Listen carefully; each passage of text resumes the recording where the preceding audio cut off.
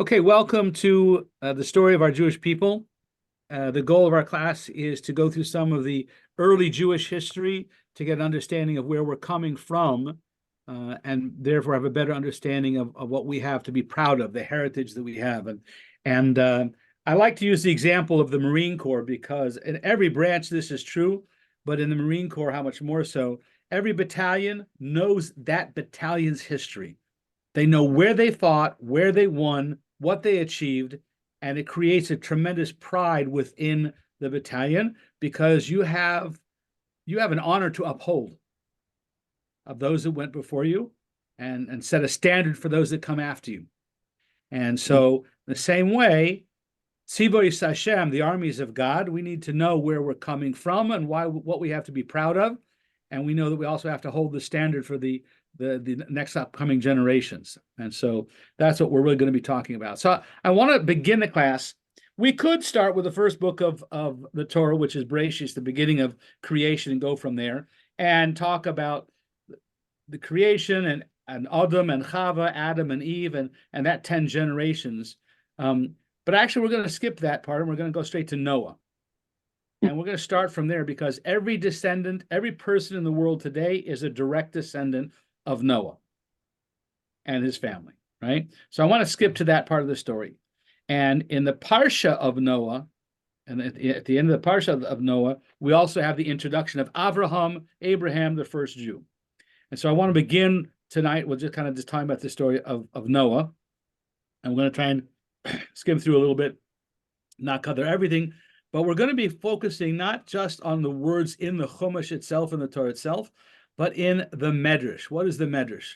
The Medrash is the homiletics. These are the stories of our people that have been passed down through the generations that are typically have been an oral history, but it's been a part of our history since back then and carried on. When Rashi, the great commentator on the book of Chumash, when there's something that's not clear, oftentimes he'll help bring up a clarification, and he'll mention it from the Medrash, and he'll bring that out as well. So let's go back to the idea of Noah and the generations before the flood. Was a generations where people lived hundreds of years, and they had tremendous strength. It was in our modern vernacular, I'd say, a spoiled generation. The people they didn't know of any kind of suffering. They'd sow and plant, and they'd harvest for the next 40 years from that one. So there was not a lot of work involved. They didn't have excessive heat or cold. Climate situation at that time was very moderate in Mesopotamia and everything. And so the people of the time became very much comfortable. And when we get too comfortable, we tend to start aggrandizing ourselves. Pride and ego step in, and we don't necessarily not acknowledge where all the good comes from. It's something we need to be aware of and watch in ourselves. And it became a generation of egotists that were all out for themselves, and then they also stopped acknowledging God from whence everything comes, and they started acknowledging themselves for everything. And of course, then they started making up their own rules. So bloodshed was, when people get full of themselves, they have no tolerance for other people, and bloodshed became a big piece of it, and immorality. Right? People started doing what they want to do because they want to do it, right? So, they might have a man would take multiple wives, one or two for bearing children for the next generation, and one or two whom he would not allow them to have children because he didn't want to disfigure them for his own pleasures, right? They did wife swapping back then.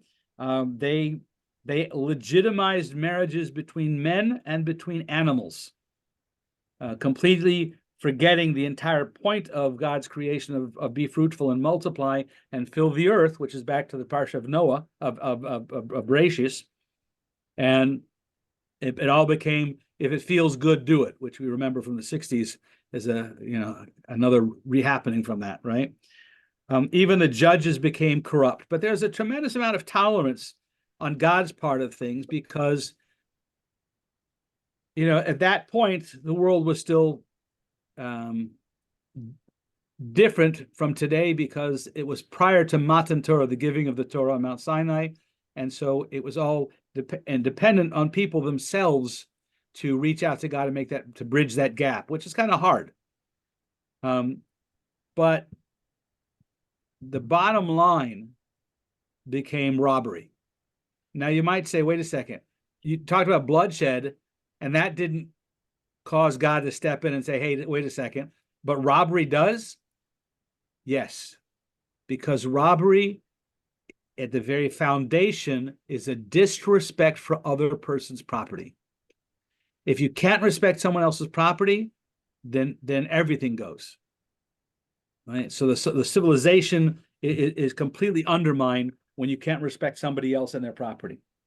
So into this generation came a man called Noah. Noach is the Hebrew name. We call him Noah in English, but Noach was, in the Torah, Paul says that Noach was a tzaddik b'doresav, the tzaddik of his times, right? Now, we could say that he was a tzaddik in his time. That means that to his benefit, right? This guy was a tzaddik even in the worst of places. Can you imagine if he'd been in a good society, he would have been really great, right? But there are others who learn it to his disadvantage and say, he was a tzaddik in his time compared to the people around him, but had he been at Abraham's time, he wouldn't have been anything special, right? So you could take that verse and learn it either way, either to his benefit or to his discredit. But God gave him a job. God gave him a job and said, listen, I need to immerse the world in a mikveh. We're going to purify the world. We are actually going to flood the world, wash everything out, and purify the world, destroying everything on the planet. So what I want you to do is I want you to build an ark, and God gave him big rules on how to build all this to the detail that it would actually take 120 years. Because part of this was to know which trees needed to be planted and how long it would take to harvest them to make them at the right length and the right strength to fit into the right part of the ark to be able to accomplish what it needed to do, right? That's the physical side of things. And the spiritual side of the things was 120 years to publicize the world, get your act together or else, right? And the end of the story essentially is that they had 120 years. They did not take advantage of it, and then they were washed away with it. But let's come back up to that one. So the idea of building the ark, obviously everyone's going to hear about it, and the whole world at that time was all in Mesopotamia. It's all in what we now call the Middle East. The whole world was that area at that time, and of course everybody heard about this guy who's building an ark. He's taken 120 years. He's been working on this. And so everybody heard about it.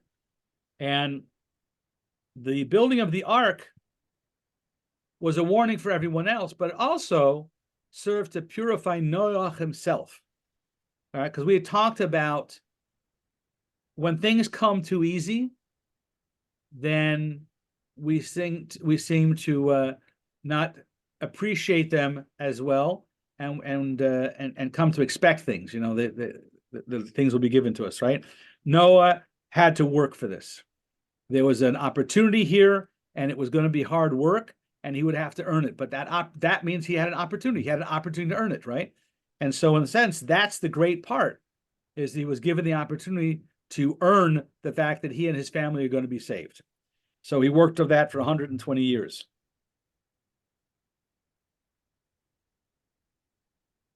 So when it came time to the ark is finished being built, and now we have to gather the animals. The animals are going to be, of all the animals that are impure that the Torah which has not been given yet, but the Torah will state these are the impure animals.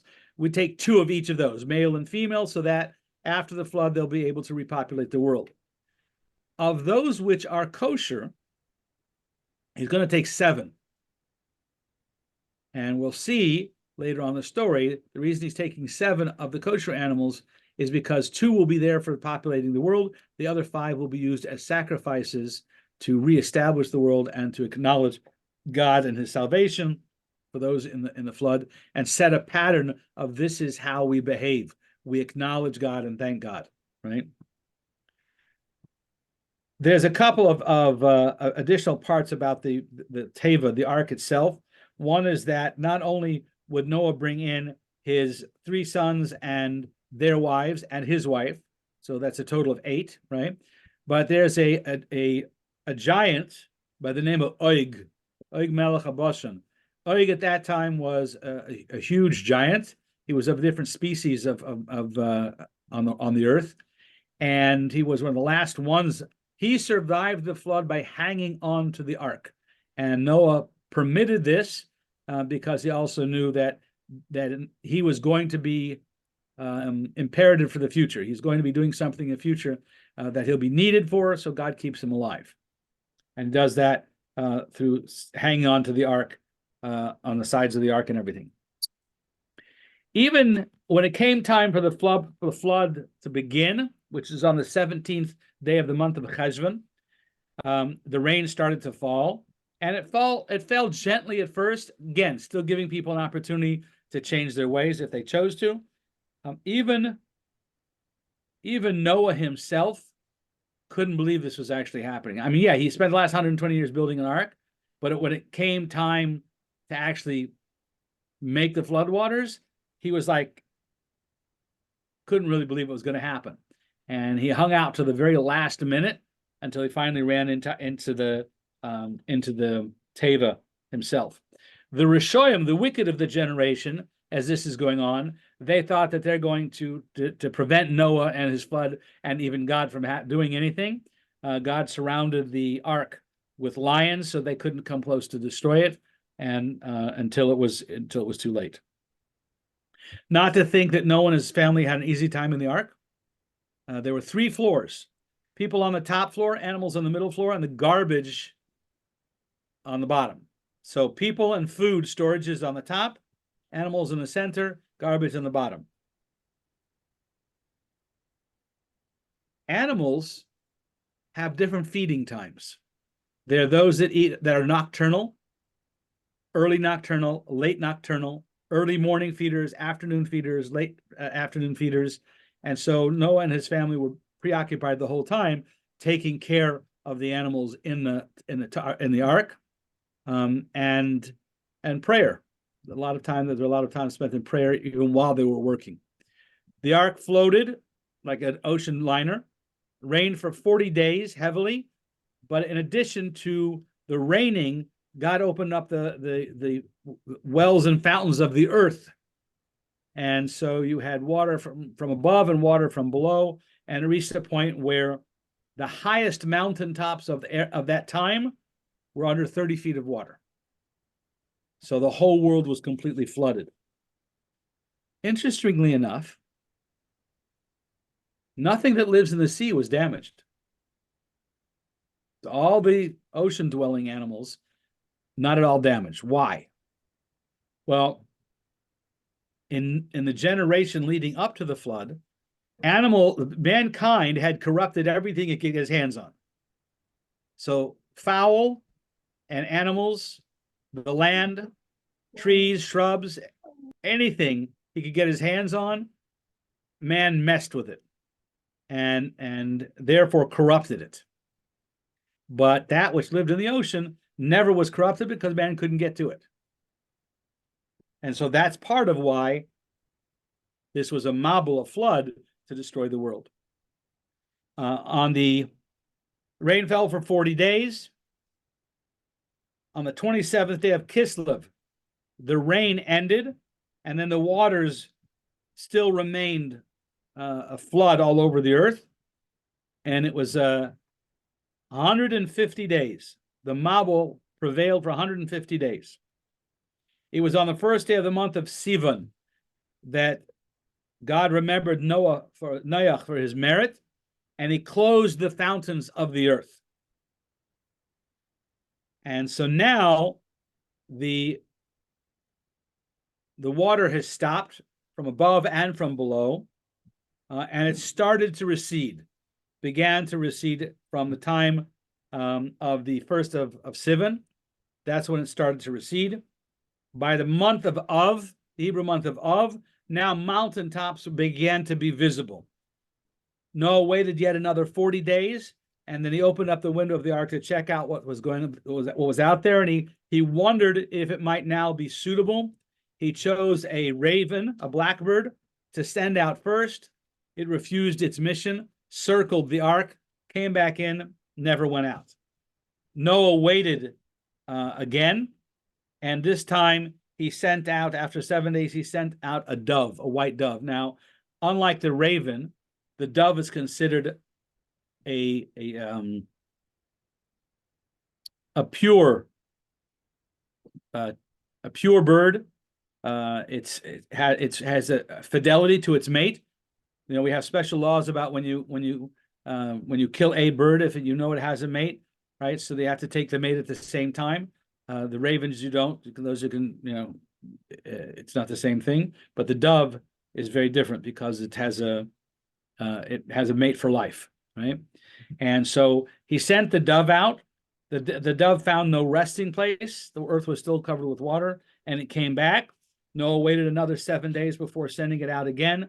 And this time the dove came back with an olive leaf. The olive tree is a very strong tree. It's said that where the dove find the tree, how did it grow so fast? It usually is a slow growing tree. So the Medrash explains that for the dove, the gates of Gan Eden, of the Garden of Eden, opened up, and it took a leaf from there and came out. Part of the dove's message is, I would rather receive my food from the hand of God, even if it be as bitter as an olive. An olive untreated is actually poisonous for humans. It's very bitter. Noah understood that there must be dry patches of land, otherwise the dove could not have traveled so far. He waited another 7 days, and he sent the dove out again, and this time the dove did not come back, and so it was obviously time that he could build his own home, and it was time, enough of the earth had dried up, it was time to come out. So before Noah left the Teva, the ark, he waited for God's sign, because he was commanded to go into the ark. He's waiting for the command to go out of the ark, and God commands him to go out of the ark, you and your wife and your sons' wives with you. Bring out all the creations that are with you. When Noah set foot on the ground and he saw the destruction, the desolation of the world, of mankind, of animal kind, vegetation, just the desolation of the world, that point he wept out, Master of the universe, how can you do this? You're supposed to be compassionate. How come you cannot have pity on your creation? To which God's response is, oh, now you're talking up? Like when I told you that this was coming for 120 years, and I said I was going to save you and your family, then you just focused on you and your family. You didn't think of anybody else. Why didn't you cry about saving the universe then? And this is one of the interesting things when we talk about leadership, right? If you draw a parallel between Noah and Abraham and Moses. Noah, when God said, I'm going to bring a flood, so Noah took care of his family. And if anyone came to him, he told them what's going on and left it in their hands. Abraham, when God said, I'm going to destroy the 5 towns, Sodom and Gomorrah and the surrounding 3 cities, I'm going to destroy them, Abraham argues with God. If for the sake of 10, for the sake of 50, will you save 5 towns? For the sake of 40, will you save 4 towns? Abraham argues with God, a chutzpah. But he's trying to defend even the wicked for the sake of the righteous. But he argues with God, right? And then we look at Moses. What does Moses do? When God says, that I'm going to wipe out the Jewish people and start over with you because of the incident of the golden calf, Moses, he doesn't let it go like Noah. He doesn't even argue with God like Abraham. Moses gives God an ultimatum. I'm with them. Forgive them or write me out of your book. I'm with them. That's Jewish leadership. Even when the people have sinned, Moses says, I'm with them. Forgive them. Let's try and fix this, but I'm with them. Right? So Noah, when he realizes after the flood and God reprimands him, why didn't you argue earlier? So at that point, Noah realized, okay, time to do teshuvah, time to repent, time to grow up a little bit. And he brought some sacrifices. And as he brought the sacrifices, it was a time to acknowledge God's kindness and God's goodness and God's mercy and stop belly aching, focus on the good stuff, and brought the sacrifices, teaching the next generations that this is the right response, is to be grateful for all that God gives us and not complain for the other things. And in response to Noach's service, God says, I'm never going to destroy the world like this again in a flood. I'm never going to destroy the whole world again because of man's sins. And when we think of that generation, we think of the weapon of the generation is the bow and arrow. And so God's weapon of destruction is referenced to by the bow. So the rainbow, the inverted bow, is God's message of I will not destroy the world again. Typically, most of us think, you look at the rainbow and the awesome beauty and amazing refraction of the rainbow, and we're like, wow, that's really special. And there is a blessing to say on a rainbow when we see a rainbow. God, the sign of God's covenant, right? But remember that the rainbow is a sign of maybe now is a time I should destroy the world again because of its sins, but I promise not to. I'm not going to. So that same rainbow, which is beautiful and shiny and feels awesome, actually is a reminder of, guys, tshuva time. All right? Serious stuff. So what was There's nothing to stop here. Check if the device is on your home Wi-Fi network. Nobody's listening. Just as the predecessor for the whole flood situation was, life was so easy that we started taking things for granted, not having gratitude, and a lot of ego slides in, right?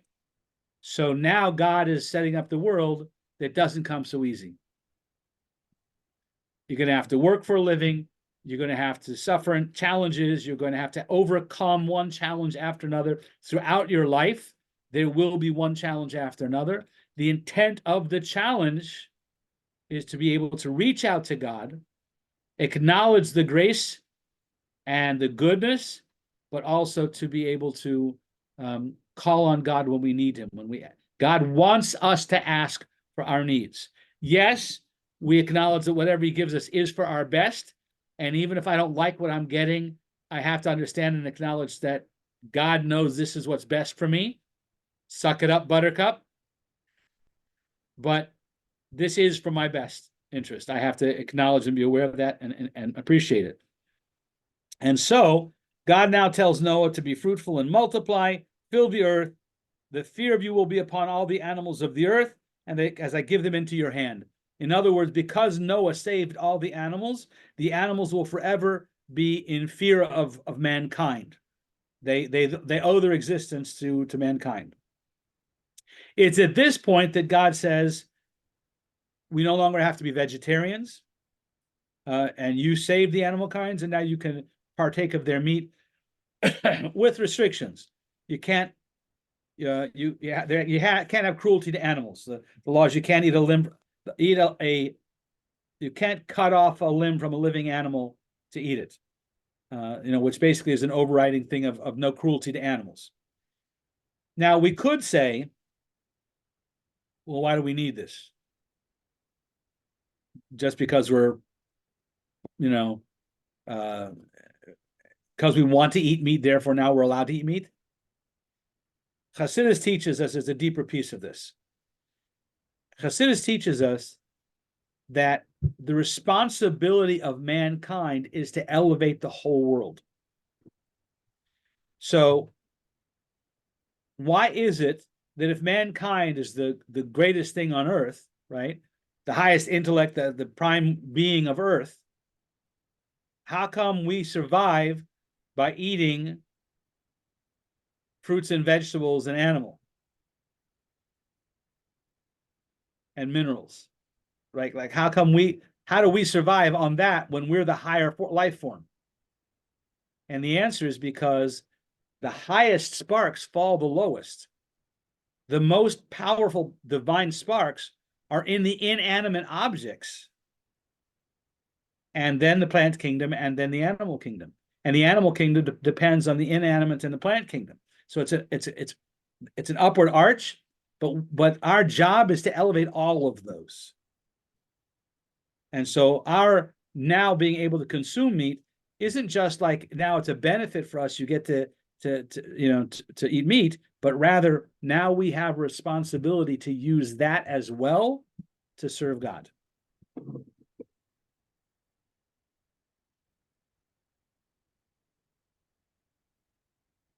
Now, kind of coming towards the end of our story about Noah, and here's where I want to pay specific attention to understanding the world that existed at the time when Abraham comes into the picture. Right? There's 10 generations between Adam and Noah, and there's 10 generations between Noah and Avraham. What happens in this period after the Mabul, after the flood, right? So Noah and his wife, they have 3 sons and 3 daughter-in-laws. Noah, when he gets out of the flood, he feels a responsibility to rejuvenate the world and to replant everything and get things up and running and make the world a beautiful garden again, right? The first thing he plants is a grapevine. The first thing he harvests is grapes to make wine. Now, we could say, hey, the guy just witnessed the destruction of the world. That's got to be a trauma. There's got to be some PTSD involved over here. The guy just watched the destruction of the world, right? At the same time, he should have been focused on harvesting wheat or other vital grains for the survival of humanity, and not the grapes and the wine that would come with it. And so that error costs him. The Torah tells us that Noah's grandson, Canaan, entered the tent where he was drunk and found his grandfather lying drunk and exposed. He went and publicized the news to his father, Ham. Ham, when he heard, he came and he saw his father, and he was disgusted with his father. And we now have we're told that he castrated his father Noah. And the Medrash explains that if we look back at Adam had 2 sons, and they got into a fight about, who's going to inherit the world, right? Now there are 3 sons, and you want to have a 4th that I'm going to have to split up the benefits from. So it was basically, Ham wanted to have a greater share in the world, not have to split it up with more people, right? That's part of it. But there's also a medrash that talks about Ham actually went and sodomized his father. And we're going to see that the result of that is that when Noah comes to and he realizes what's happened here, so he'll curse Ham and all of his generations that come after. And we find that there seems to be a run of immoral sexual behavior that comes from that whole line of mankind. And he's cursed. His father curses him and all of his future generations. On the other hand, the other two sons, when they hear about their father's drunkenness, so it says that Shem, that's the Hebrew name. I don't know how to pronounce his name in English, so it's Shem or Shem, whatever. But Shem, he says he brought a blanket to cover his father. He and his brother Japheth, they walked backwards and did not see his nakedness. What do you mean they didn't see his nakedness? Well, they walked in backwards and covered him, right? But the Torah is telling us something even deeper. They didn't see the problem of their father. They saw a situation that needed fixing, and they went and they addressed it. Ham made a whole thing about it. Why? Because it's his problem. The immorality issues are things that he has challenges with. And so that's what he was focused on, right? Shem and Japheth, they saw something that needed to be dealt with. They fixed it. That's it. They weren't attached to it. They weren't making a show about it. They dealt with fixing it. That's it, right? And so Shem, because of his respect for his father and seeing only the good, his father will bless him. Blessed be the God of Shem. The divine presence will appear only upon his descendants. Japheth, the brother who assisted, it says, Noah blessed him, that may God enlarge Japheth. And we will see that one of his descendants, the Persian king of Cyrus, will actually build the second Beis Hamikdash. The divine presence won't dwell there, because it only dwells in the presence of the Beis Hamikdash built by King Solomon. But the blessing does come through in future generations, right? Shem, Noah's son, that sought only the good and didn't see the bad in people and tried fixing things, received the blessing of God. Blessed be the God of Shem. He will be the great-great-grandfather of Abraham and the entire Jewish people. And so you see that our descendant goes back to the son of Noah by the name of Shem, who already was focused on seeing the good in the world and fixing things in a respectful way of doing so. These three sons will branch out and become the 70 primary nations of the world and resettle that area of the world at that time. As the world repopulates, we seem to revisit some of the problems of old, and things get better and better. Man learns to have tools and all kinds of good things, and they start to neglect God again. And in fact, they don't neglect and deny God, but rather they choose to feel their own power to the point where they're ready to fight with God.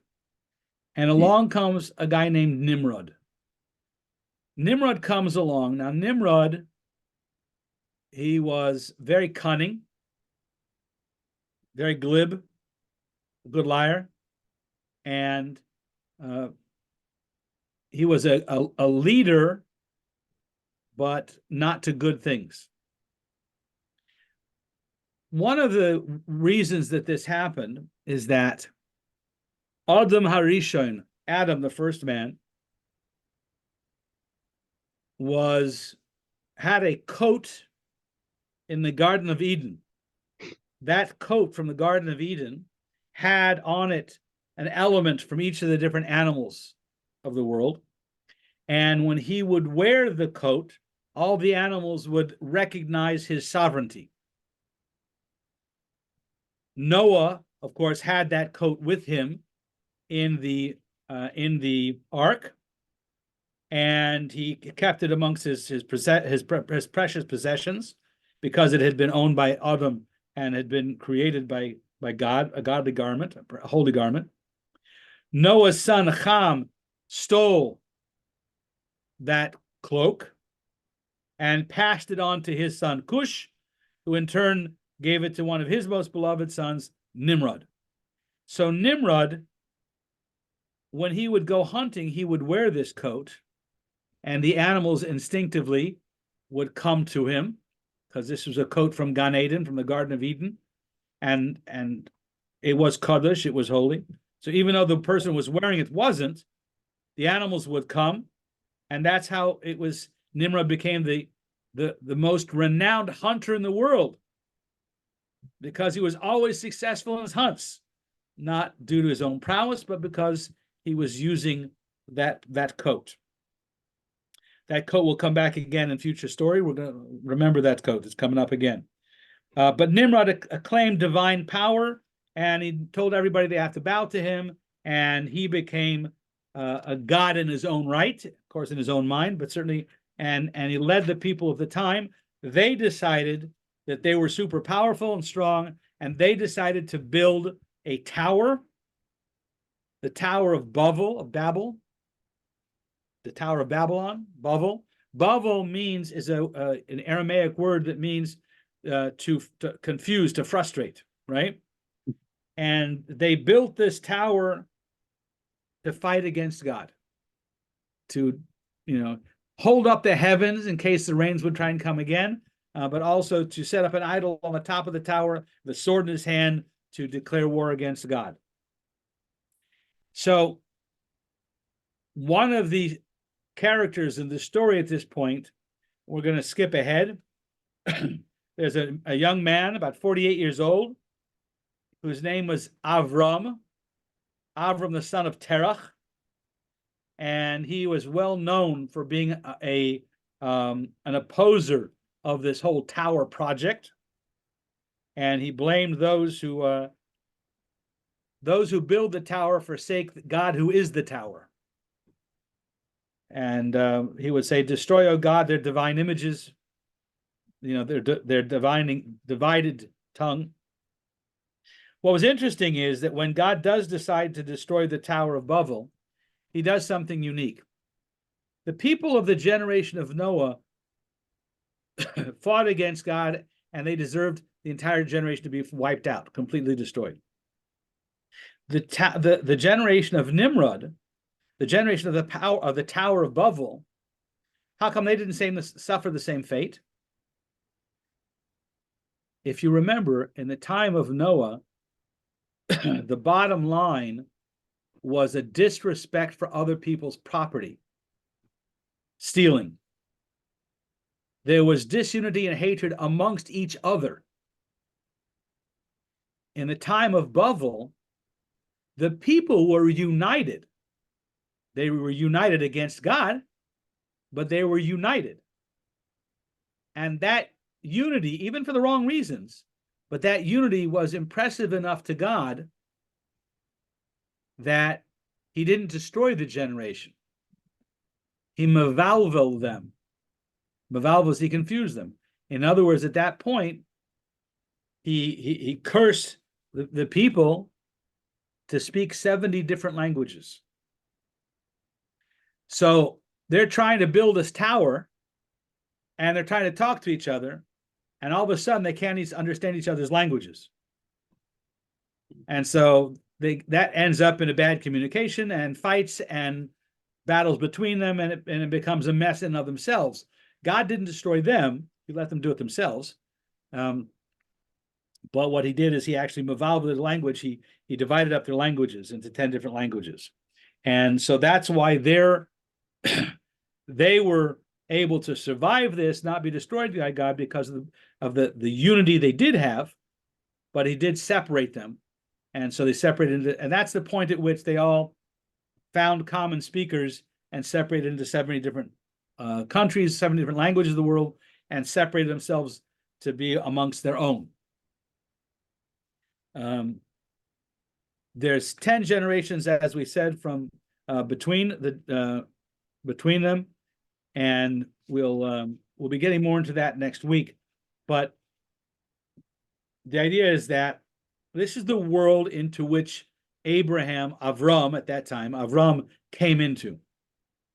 A world where Nimrod was the king, where Nimrod had declared himself divine, and he had the whole civilization of that time backing him, and in fact, actually worshiping him.